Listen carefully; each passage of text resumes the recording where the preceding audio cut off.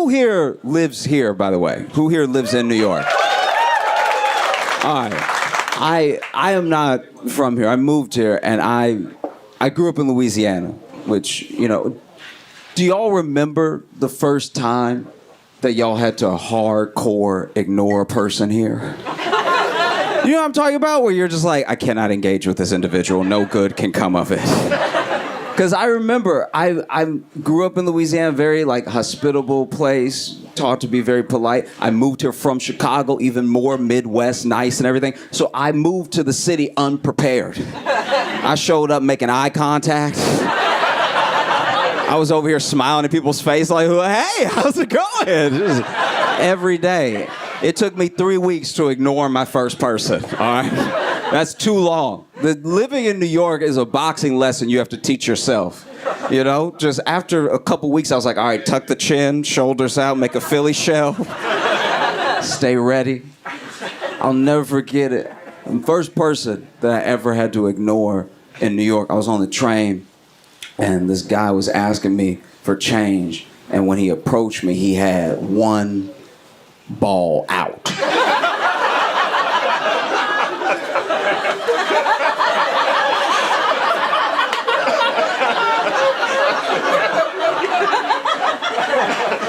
That's a rough approach, all right? Because I'm not gonna lie, one ball out, I don't even recognize it right away. Like that, as someone with balls, I still, if I don't see the whole package, I'm like, that's alien.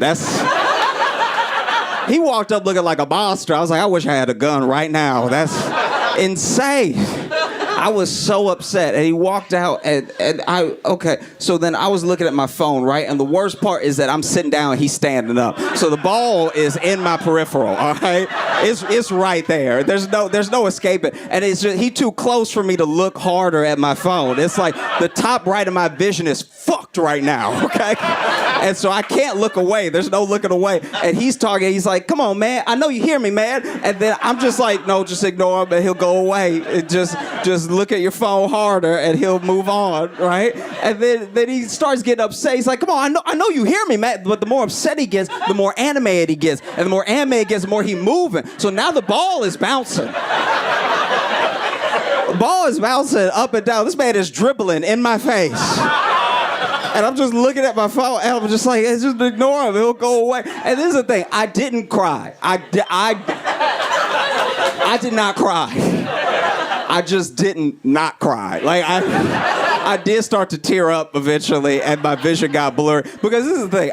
There's no science behind what I'm saying. I'm just telling you what I saw when I saw it out of the corner of my eye. I didn't want to see it. So it's not even like something I'm trying to relate. It just, every time he bounced, it felt like the ball got longer. And I was... That's just so like so then I'm tearing up, and then he still is getting madder and madder. He's like, hey, you can't just sit there. I'm a human being. You can't just ignore me, dog. And he's like bouncing around. And honestly, I'm not gonna lie. He yelled at me for so many stops. I genuinely started to pray. And that's not a prayer you think you'll have to pray in a place that's not prison. You know what I mean? Like, I was just sitting there like, I don't know, I don't deserve this, Lord. I've been a good and faithful servant. All right, this is crazy right now. And then he was like, you know what? Screw you, man. I'm done with this. And he goes to turn around, but he's still clearly upset. He's still very mad. And so then, even as he turns around, he's like, and another thing. And then the ball swung. And I was like, sir, you're going to need to kill one of us, all right? Unacceptable. It does feel weird. I don't know if y'all feel this way, but it feels like nothing is actually viral anymore. Like, there's not a shared experience as much on the internet anymore. Like, you'll see something that interests you and it has 2 million views, and then you go to talk to people about it and no one has seen it. Isn't that crazy? Like, your internet is tailored so much to you, so deeply, that it's just your whole experience, which is what, 2 million is a lot of views. That means either a lot of people watched it or some very passionate people watched it a lot of times. I'll tell you my favorite video, because I'm sure you haven't seen it. It's only got 2 million views. So, my favorite video this week is a white woman in it. Probably my favorite white woman of the week as well, because she walks in to this police station with a gun, all right? Already very good, right? Already gripping. So then she walks in with the gun, and it must be late because there's no cops around, right? But then there's this receptionist like desk and glass, and she just starts beating on the glass with the gun, just beating on the glass nonstop, okay? And then I guess a cop finally comes towards the glass, and she's like, bam, bam, right? And then he moves out of the way, and then she's just walking around, and she's got the gun. I should point something out. The whole clip, she's holding the gun like this. Like it's the wildest gun position I've ever seen. No wonder she didn't hit anybody, because it's just like this the whole time. And she's walking back and forth with the gun like this. Every once in a while she like, bam, bam. And then my favorite part is she sits down and crosses her legs, puts the gun down, pulls out what I think is a thermos, takes a couple glugs, puts it back down, gets up with the gun, bam, bam, bam, and then, police tase her and tackle her, and it's all settled. Now, the reason that I'm so obsessed with this video is that there's no sound. So I don't know what she's yelling about. I don't know what any of this is about. I don't know what was said or anything. So then I had to insert it for myself. The video has 2 million views, and I think I am 1.9 million of those views. I think I've not been able to stop watching, because this is my thing. White women are so helpful, especially to the police. So I feel like she just walked in and was like, hello? I found a gun. I found this gun outside, and is anyone here? Hello? Hello? I can't, I'm trying to return it. It's not my gun. And the cop walked up and she was like, bam! Oh no! Because he startled her and she had a gun. And just like a cop when he gets startled and he shoots. And so they're just like, I'm sorry, I didn't mean to do it. Oh my God, this is so stressful. Oh my God, I love rosé. Anyway, does anyone want this gun? And then they tase her and they tackle her. And then even as they're picking her back up, she's like, it's not even my gun. You guys should be more responsible. You weren't kidding. No, I'm not kidding. Dude, yes. When your phones get out of jail, you need to watch this video. I'm not even kidding right now. If we could only put it up. It's genuinely insane. I'm so glad you looked it up right now, because some of y'all are looking at me like, a white woman would never walk into a police station with a gun. Yeah, no, I'm telling you exactly what happened. This is crazy. And she walks in, she's like, hello, bam, bam, bam. Thank you for looking it up. This is like, some of y'all just, wow. You looked me in my eye like, I know a lie when I hear one.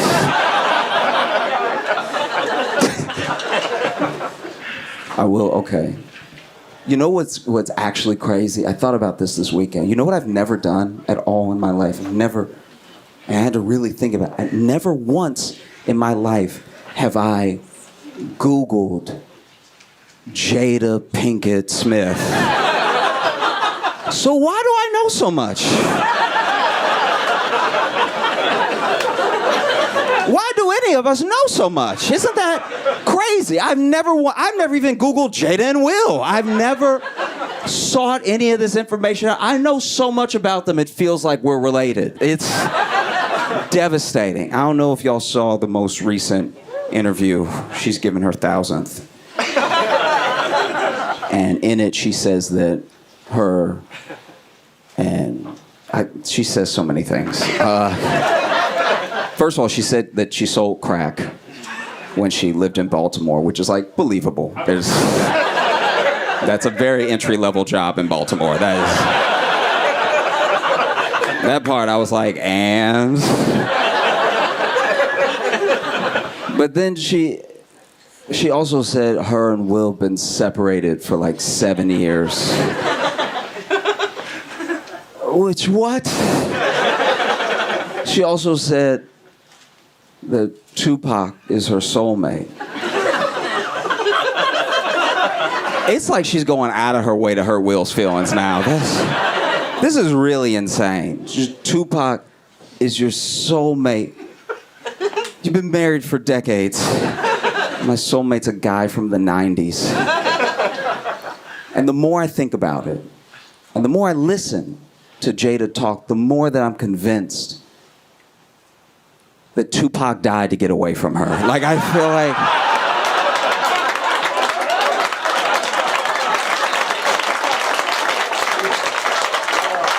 Easily. They dated for a while, you know what I mean? And then he got a taste of what Will has lived with. And then he was in Vegas and he got into it with some dudes on some gang shit and stuff like that. And they shot at him and he thought about what life would be like with Jada. And so he just leaned into the bullet. She said they haven't been together. Her and Will have not been together since 2016, which does make the slap more confusing now. That's right, because like that, they haven't lived together since 2016. Now it feels less like you were defending your wife and more like you just wanted to hit Chris Rock. Like, turn that man to a tambourine for no reason. That's insane. It really is. Like, what? Not even defending your wife at this point. You were defending your neighbor, I guess. Haven't lived together since 2016. It also makes the entanglement more confusing now. Watching Will and Jada is just like the Black Inception. You know what I mean? It's just a nightmare and a nightmare and a nightmare. There's twists that nobody asked for. What? Entanglement. Because then, this is my thing.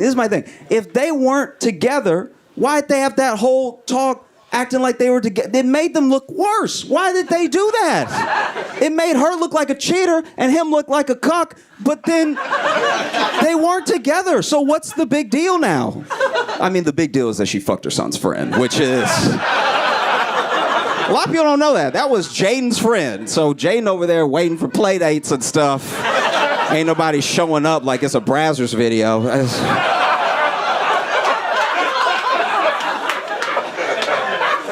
It's so chaotic.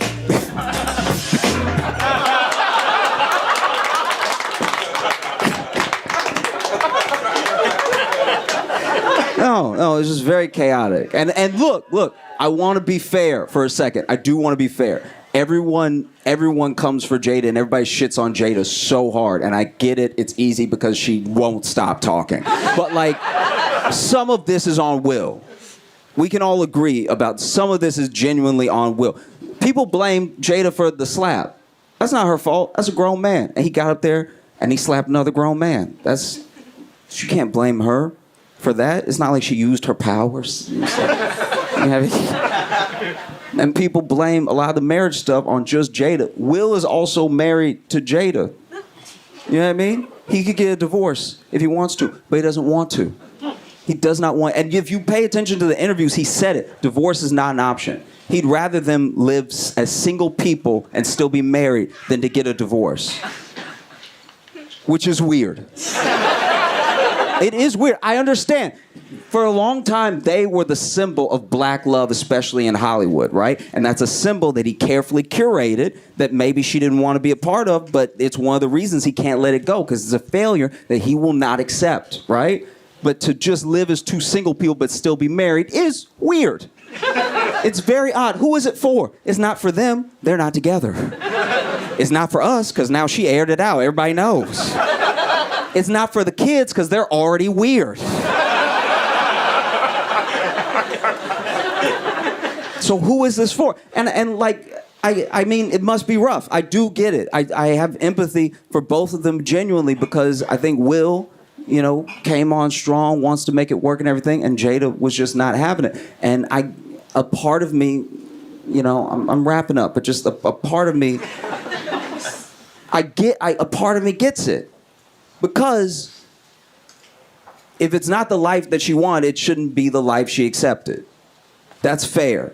You're an adult in the world and you make your own decisions and you need to live by them, right? But also, to be fair to her, I don't have a gorgeous millionaire trying to fuck me and marry me. I don't know. It probably seems pretty hard to turn down. I'm not gonna lie.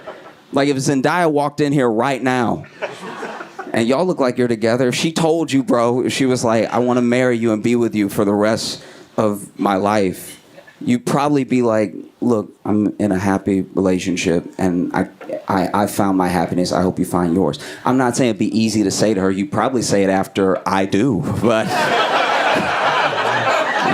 but y'all have been great. Thank you so much. I'm Josh Johnson. Have a good one.